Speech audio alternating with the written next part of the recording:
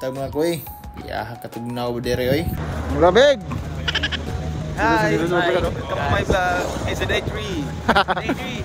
So as usual mga kuy, mamahaw ta kay pitik-pitik na buntag binirahay og nilukduay niya. May na lang natay kusog ba.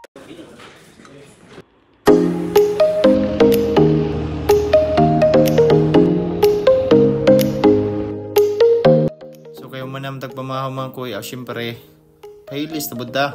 So ngayon mga kuy is kailangan namin i-secure itong mga bilog na to.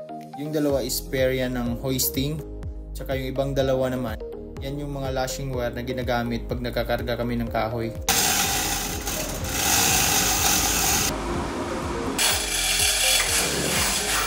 Ito yung dahilan mga kuy kung bakit kailangan talaga natin kumain ng marami. Piti-piti, ganang bukton o binirani mo karon. So yung trabaho namin ngayon mga kuy is isi-secure lang talaga namin yung mga mabibigat na gamit. Yung hindi na kaya i-secure sa loob, dito na lang sa labas namin isinisecure.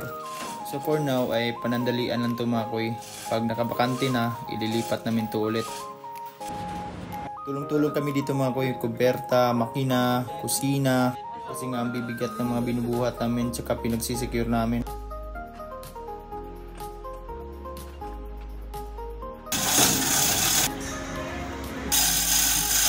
Dapat dyan makalik.